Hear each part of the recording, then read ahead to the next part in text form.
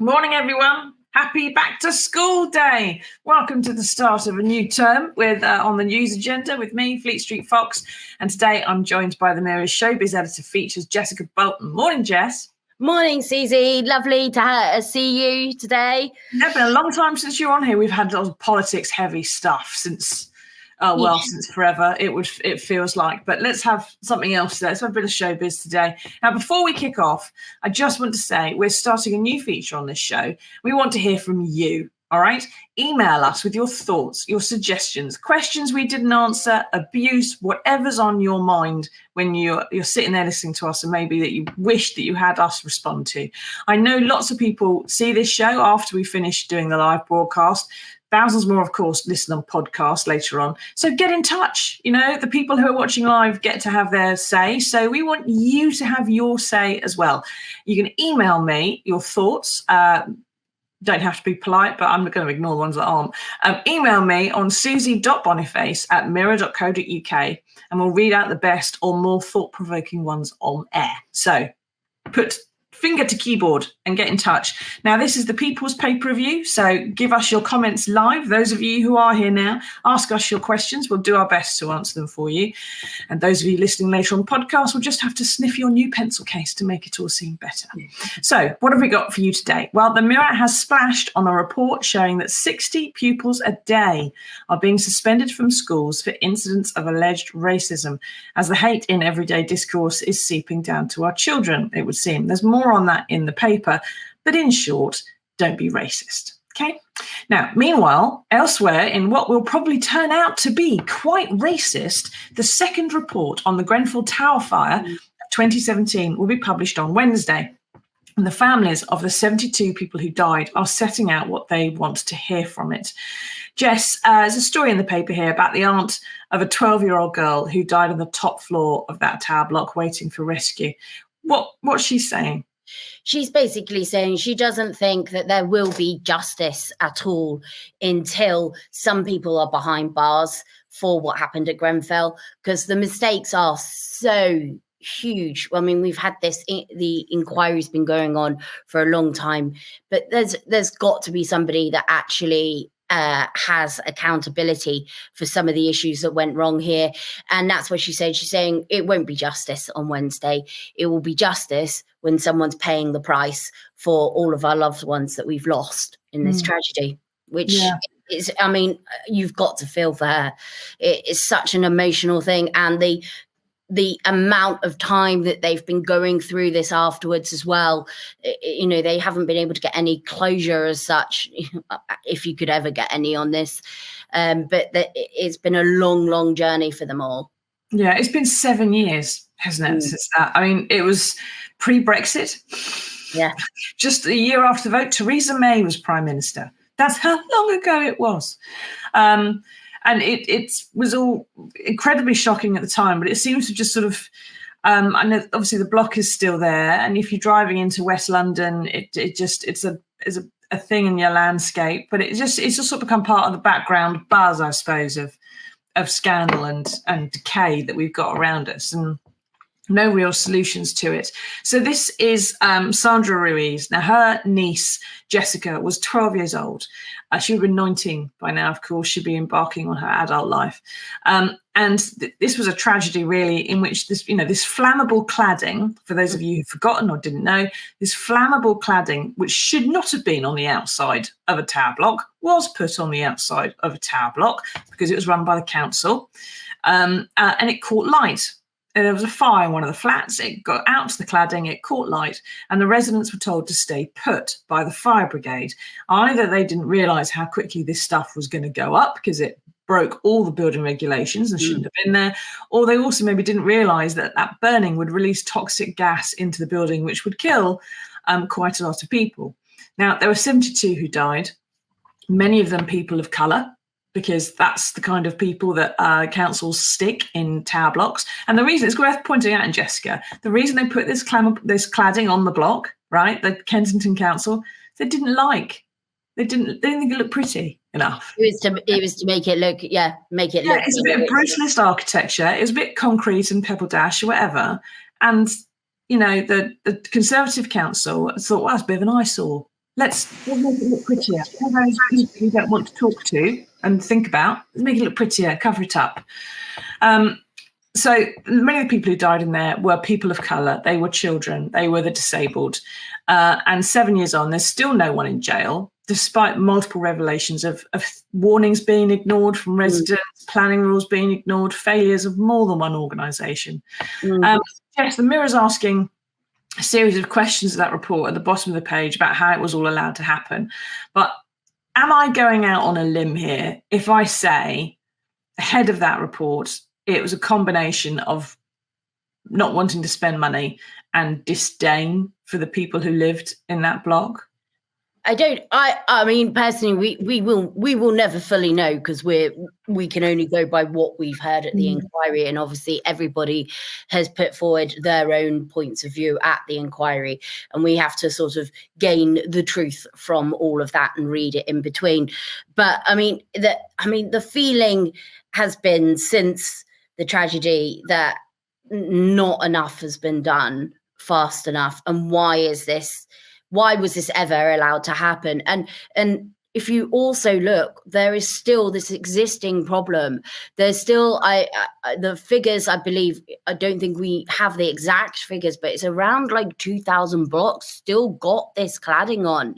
It's a lot of blocks around the country that are still being worked on. Like, there was one a couple of weeks ago, there was a fire, came out, same kind of illegal cladding, same issue. Everybody got out, more or less. I think there was like very minimal sort of casualties. But the fact that that is still happening 7 years after Grenfell is absolutely disgusting.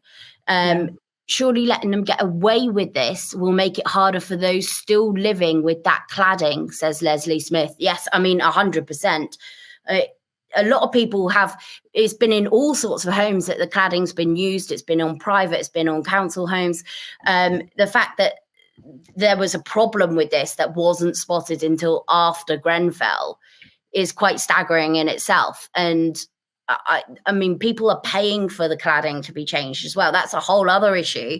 Stuff which, the local authority approve in some way for planning purposes, which should never really.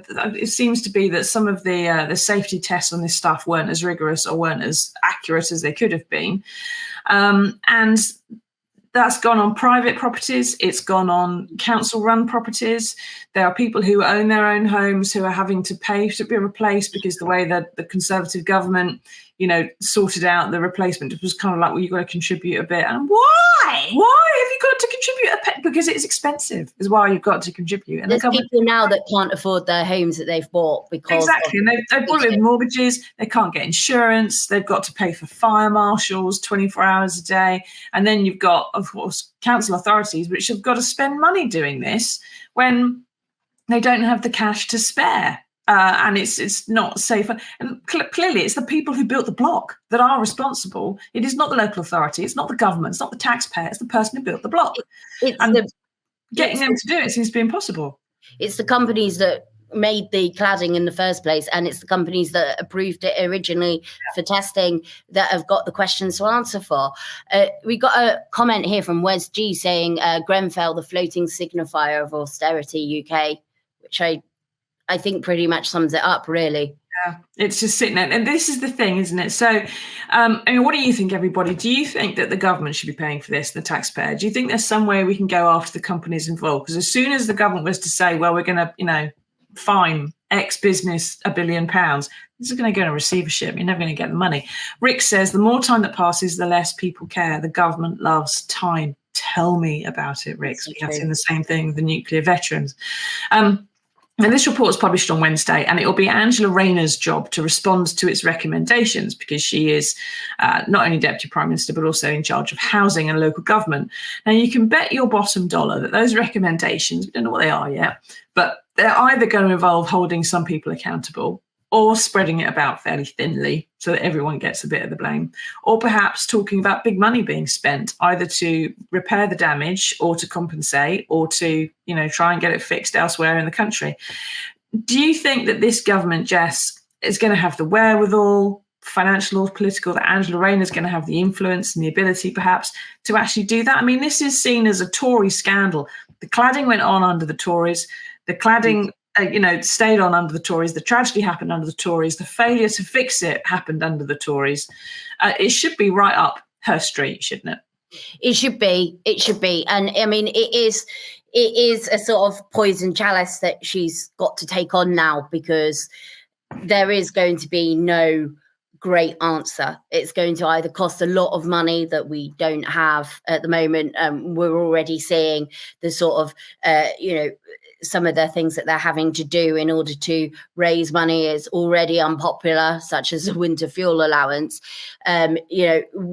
So they've got that side of things, or, if they don't go after enough people in this, if they don't be seen to be making a much bigger impact than what the Tories made in their many things, then it's also going to fall back on them, and it'll be Labour didn't do this. So it is in a way unfortunate timing for them as a party to be taking this on, because it is a huge mess, and it's a huge problem that unfortunately that they've inherited. But hopefully they will be able to do something to sort it out. Whether everyone agrees with the answer, I don't know. As we've already seen with the winter fuel allowance, some of the cuts and things are hitting the wrong people. Exactly. But there has been lots of talk, I think, from allies of the Labour Party as well, talking about a need to see now a bit of light at the end of the tunnel. And this is one of those things where if you think you voted for a change of government, then these are one of the scandals that we expect to see a change. And there needs to be some kind of assurance and promise and work done so that it doesn't happen again, and that we're not going to keep having these fires. I mean, I think I covered a couple even before Grenfell, where everyone, like I said, most people got out because there were smaller buildings. And Grenfell, just being a taller one, was sitting there waiting to happen, unfortunately. But we'll have to see, won't we? That it's coming out on Wednesday, like I say. I'm sure we'll be discussing this on the news agenda then. But fingers crossed, anyway, that something actually does get done this time, and Jessica's family do get a bit of justice. Now, on to the main story of the day. And it's a good thing you are with us, Jess, because it's all kicking off. About the price of Oasis tickets after the warring brothers Liam and Noel Gallagher finally reunited for reasons they haven't really bothered to tell us. They haven't said why they're doing it, but gosh, I wonder why it could be. We all assume it was the money. Dan, Jess, what's the problem? These tickets were going to be, as I remember, when the announcement was made, I think they were going to starting price was about 72 quid a head or something. So what's the problem? That's only 1 year and 1 week's universal credit. Surely that's affordable for people. The problem is obviously the demand was insane, as you can expect, for them getting back together. And what they instigated was dynamic pricing, which is effectively like an Uber surge rate for pricing of tickets. So as soon as they became more popular, the price of the ticket went up. So there was people expecting to pay around, it actually had gone up to around 148 for some of these tickets that people were expecting to pay, which is a lot of money. It's a lot of money for, a concert. But obviously people are very excited about this. People may have thought, okay, I can budget for that. However, because of the dynamic pricing, which if it changes the pricing according to the demand that there is for it, the more demand, the more the price goes up. Some people were getting onto the site and realizing that they now were being asked for like 300 and something for the same ticket that they expected to pay 148 for. Now, for us, most normal people, that is untenable. The 150s is pushing it for a lot of us to be able to afford. You may, as a special occasion, think, right, okay, I'm going to budget it. I'm going to try and do it. But to suddenly get on there and discover that it's now at least double, if not triple that price. And this is when you've finally been able to get there to do it. The disappointment must have been crushing for a lot of people. And that's the point, though, I suppose, which a lot of things just sort of stop because going, oh, where's my credit card? And you're trying to find some way of paying it. And then everything gets delayed and slowed down even more than it already was. Everyone trying to get onto those websites. So I suspect a lot of people put it on their credit card. They've been trying to desperately get these tickets. They got to make a rash decision when they're told the dynamic pricing. I suspect there's a lot of people who probably paid a lot more than they were expecting to. Wes says, is the Oasis nonsense a psyop, a psychological operation, for those not in the know, to encourage people to not look back in anger? Is it something, in other words, I suppose, Wes, where you're suggesting that the Labour Party have suggested that Oasis reform so that no one, focuses their anger on the government. Instead, they blame the Gallaghers for their problems. Could be. Who knows? I don't think Keir's got that kind of influence, to be honest. Now, what do you think, everybody? Did you get in the queue for Oasis tickets? How far along that queue did you get? We saw an awful lot of social media posting of people talking about, I'm number 374,000 in the queue, nearly there. RB says, if you don't think the prices are worth it, then Oasis isn't for you anyway. No, they never were particularly cheap tickets, were they? It's got to be said. Although I think I did see something during the reunion about some tickets sort of a bit earlier in their career where the tickets were like £22.50. But it was worth it more. It was a little while ago, but still, even with inflation, it would be, pretty much more cheaper. I think on that, there is a lot of fans who will be saying we'll pay whatever it is to see them. I think there's a lot of fans as well who would love to go, but can't pay whatever there is to see them. And that's the people we're talking about.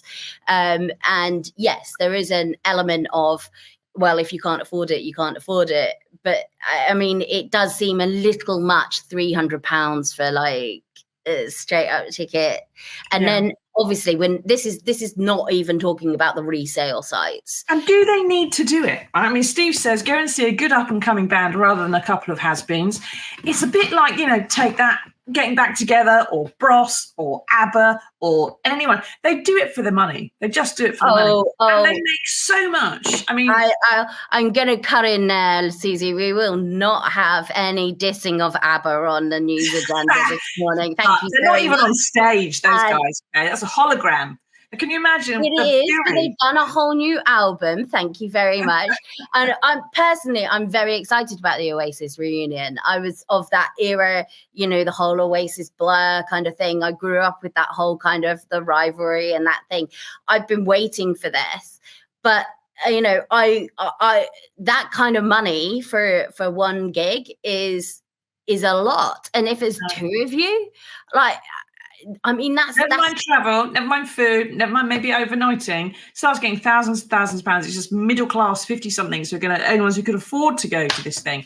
And Tim says it's obvious that either of the brothers needed cash. It was their responsibility to price the tickets, and this has been their cash cow. Bearing in mind some of the estimates of their wealth before this reunion was that Noel was sitting pretty on like 50 million odd because he did all the writing of the songs. Liam struggling a bit more, slightly more children and slightly more paternity suits and stuff, on about 6 million. So obviously maybe needed a bit of cash. They've both been getting divorced over the years. So they've obviously got to find some money for things. But, when they do have this reunion, they make a load of money from selling all the albums again. It's not like they don't get royalties out of it as well. And before all this, Jess, didn't they criticise in some way ticket resale sites for, charging too much and cheating the fans? They did. I mean, obviously, this has been a big thing over recent years with ticket resale sites.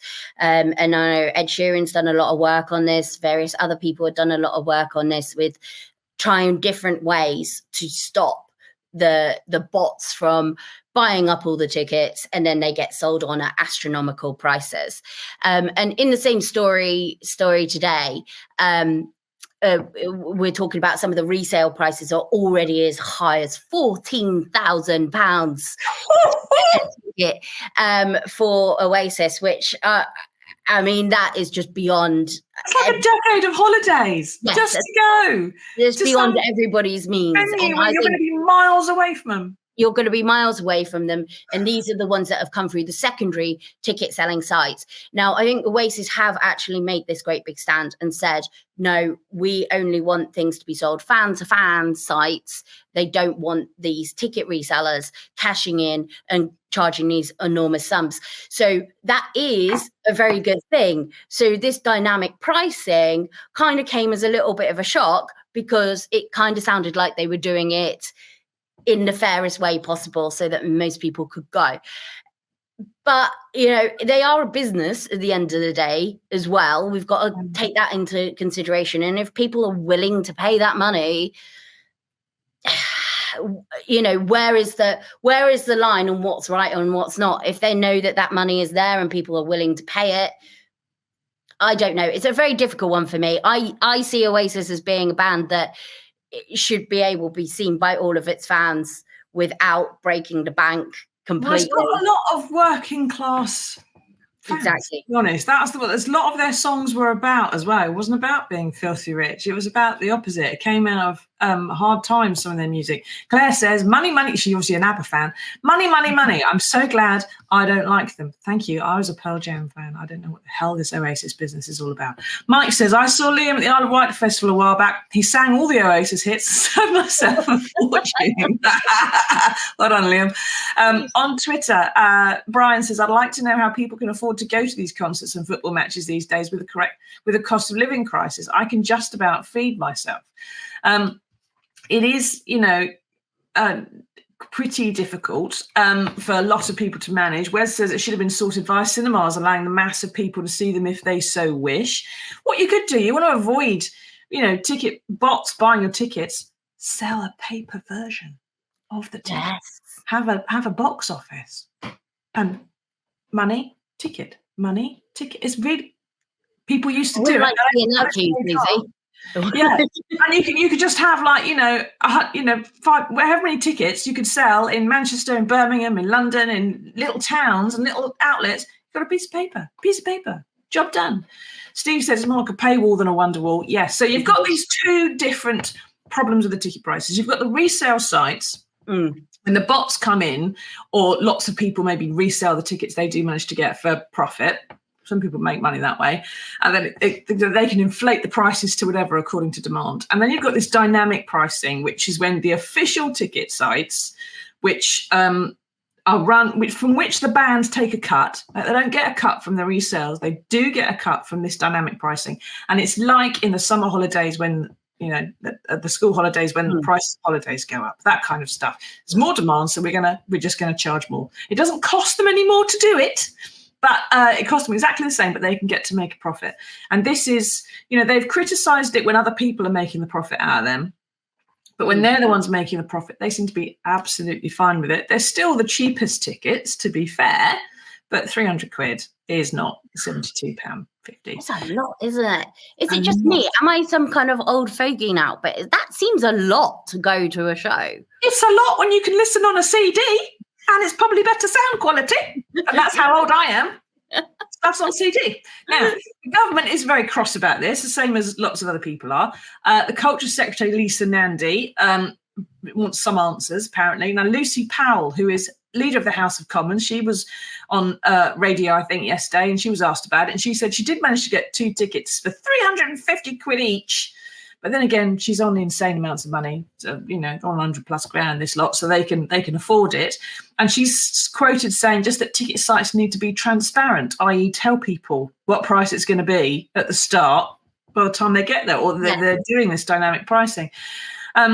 Lady Sophie of Hoogan Manor, is she? Says, spot on, Susie. As a millennial, that's what we did when we saw Sugar Babes. Live actual tickets at Nottingham Royal Concert Hall. They've got these little bits of foil in them now. You can't counterfeit. Little ticket. You know, the Wonka gold ticket. That's what you need, especially when it's a reunion. When it's something like that, you want something you can keep. You want a souvenir. Of course, they want to sell you the crappy T-shirt for 50 quid, don't they? So they're not interested in you having the ticket. It's a souvenir. Anyway, is anybody really surprised? Are you surprised, though, Jess, by how this has panned out? I mean, this is the entire reason they got back together. No, I'm not surprised. I mean, the demand was going to be off the scale for Oasis. I mean, it's the one sort of reunion that we kind of weren't really sure was ever going to happen, or they'd been teasing, it had been on, off, so many rumors. I actually didn't even believe it at first when it started being muted and the rumors started going around a couple of weeks ago. And it's, I mean, it is probably, it's probably is bigger than some of the other reunions that we've seen, perhaps maybe just for our sort of generation. So I did expect there to be a lot of excitement, and I did expect there to be a lot of sort of very expensive tickets. I actually thought it's going to be an absolute nightmare trying to get any tickets at all, and has worked out that way, unfortunately. And I mean, they're playing like 17 dates. There's only so many that are going to be able to go and see them. I suspect, or I hope, that they might do down the Taylor Swift route and do the sort of film of the concert gig thing and release it in cinemas. Because, I mean, she had the one that went all round cinemas release there. It was a massive hit.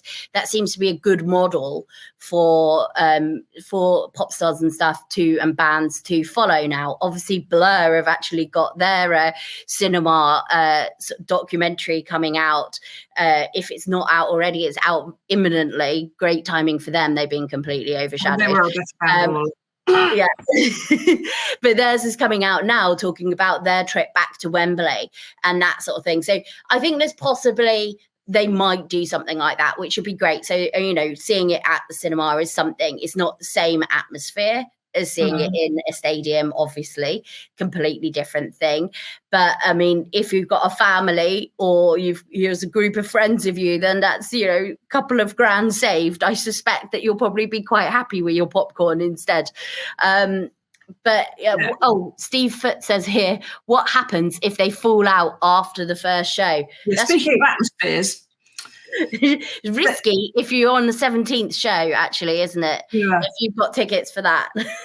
Well, even the first one, I would suggest is probably only a 50-50. I mean, there have been other times I would think probably that someone will have suggested to them at some point in the past 20 odd years, should have a reunion, lads. And the money's just not been good enough to persuade them, or something else has interfered. And this is the only reason it's really happened now, is probably because it's got to the point where it's a big enough moneymaker that they can go, you know what, let's just make friends, it's fine, and we'll get through it. Do you think there's going to be any new music? Do you think they're going to be like Take That, when they kind of reform and then actually it's a new band doing new stuff and they keep on going? Or is this just going to be like a series of one-off dates?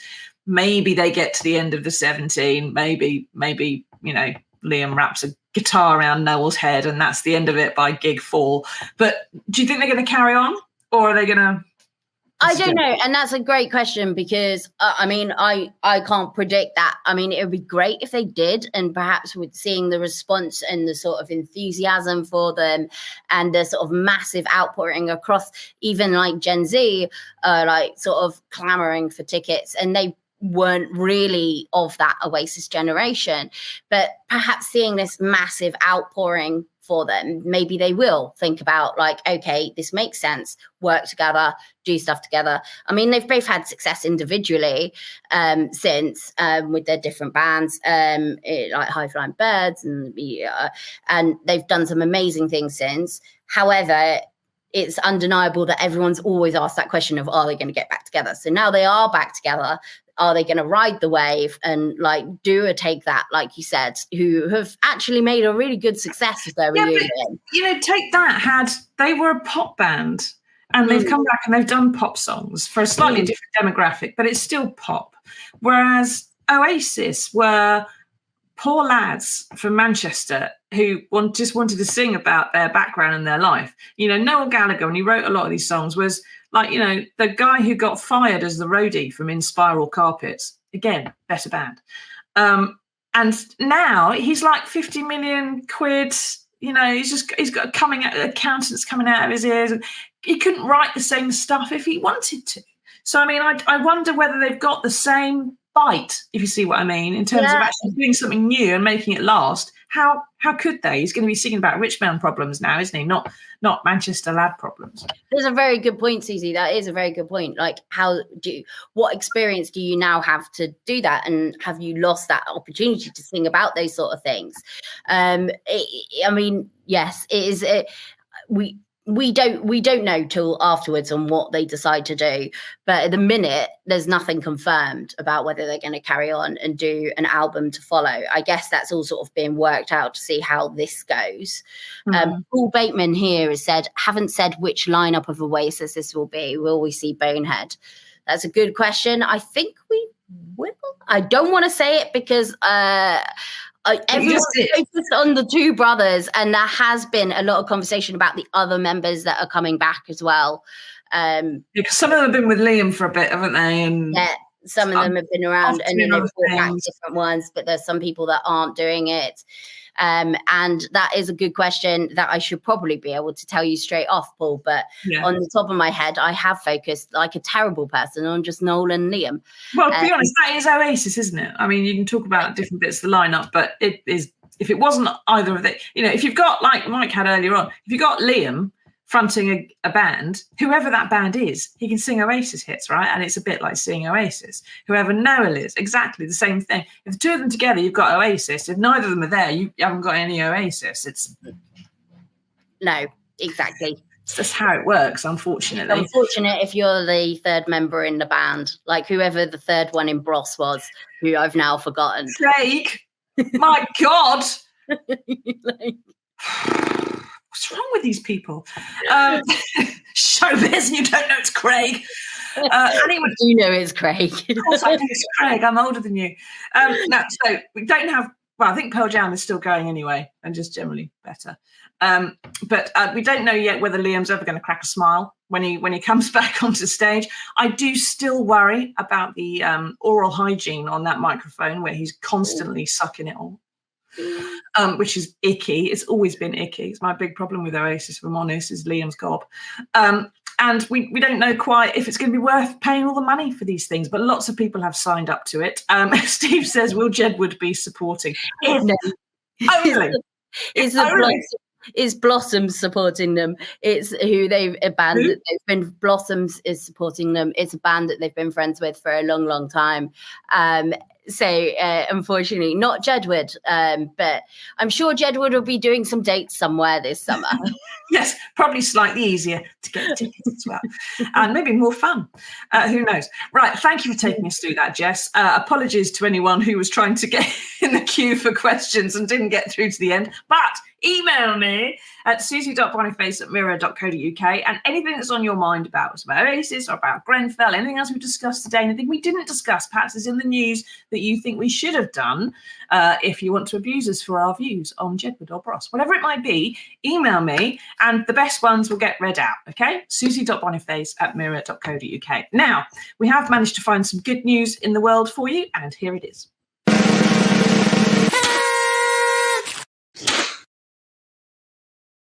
Now, the Olympics is, of course, over, but the best bit is happening now, the bit that no one notices. They've put for the benefit of the podcast, they've put my email up in a little box at the bottom of the screen. Oh, that's sweet. I really do work here. I have actually got one. It's kind of odd seeing it in a third party format. Anyway, the best bit of the Olympics is going on now, which is the Paralympics, the bit that gets less attention, but which are much, much, much, much more impressive and have some far more inspiring stories in it as well. So there's a spread in the paper today all about some of the winners who we're not really hearing about. There's the husband and wife cyclists who both got a medal.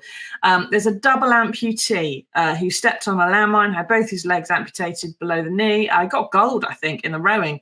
And get this, the mixed Cox fours in the rowing with a Cox who was training while having 15 rounds of chemotherapy. Wow. Because her team didn't give up on her. And they insisted that she keep training with them. And they got a team gold. Oh, that's amazing. That's amazing. Yeah. Amazing. Jess, is this proof you think that sort of overcoming a difficulty, having to overcome a difficulty, whether it's Oasis and the brothers, whether it is having to get through 7 years of not having your problems dealt with the Grenfell Tower inquiry, suddenly when you do win, it just makes it all the more sweeter in some way? I guess it does in this sense. I mean, the Paralympians, it's just amazing, and it's a shame that they don't get the same attention as the main Olympics, because, like you say, these are amazing people that have done amazing feats and have just carried on and on and on until they can actually do it, and they've beaten the odds to do it. So yeah, you're right. Obviously, it's going to be a very bittersweet thing for some of them when they get there and they get their gold medal. But I mean, crikey, what an amazing story that is about the rowing team. You think the Olympics are inspiring, and they are arguably. They are. I'm not a sporty girl, Susie. I'm going to confess, I am not a big sports fan. So I'm not one of those people that goes 1 week to the Olympics, countdown, so excited. But I do also always kind of well up at the Paralympian stories that we do, because obviously we've done quite a few in the paper and we've interviewed various people over the time, and obviously with Pride of Britain, it's we see quite a few of the Paralympians come along and do stuff, and we've met them and talked to them, and their stories are so inspirational. It kind of sort of transcends the sport element of it. It's talking about all of this that they've done in order to achieve their goal of what they wanted to do. To me, that is far more impressive than some of the other stuff. I mean, I'm just not one of those very sporty minded people. I can't get terribly excited about somebody with a javelin, but and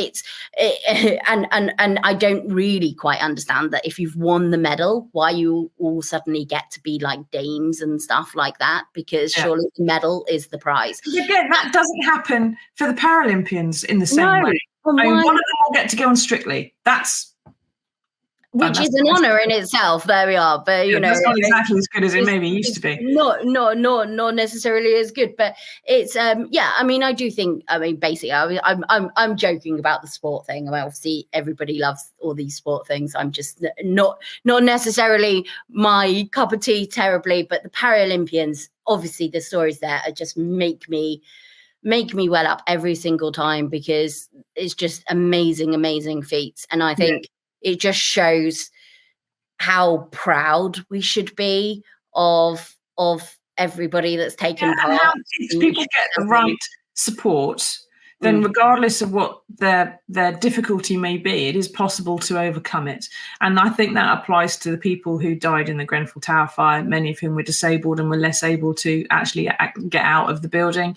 It applies to the people who are, having difficulty, perhaps even whether it's the Olympics, people having difficulty perhaps getting tickets for Oasis gigs as well. And seeing as Noel did once say that he was talking about chucking disabled people off a platform or something at Glastonbury so he could get a better view, because they had a better view. Be interested to know what he's doing about disabled seats at his gigs. On Twitter, very quickly, Steve Mumford says, dynamic pricing is an algorithm to exploit the basic laws of supply and demand. It's another unwelcome import from the USA. First seen here for Formula One Grand Prix. It stopped my 40-year uninterrupted run at that event. I hate it. It is pretty grim, and I don't really see why it can't be outlawed, because if the ticket price is X, then that's the contract you're doing with the people, and that's just what it ought to be. Not just when you get there, suddenly it's gone up to Y or Z or something else, or X times infinity. That's just not acceptable for anybody, really. It's not how we do things in this country. Right. Thank you very much, Jessica, for taking us through all that. Thank you, everyone, for taking part. If you're listening on podcast, please leave us a review so other people can find us. Don't forget to email me some of your random thoughts. If you want to be the best ones, we'll read out on Wednesday's show. Until then, everybody, take care, stay safe. Tatty bye.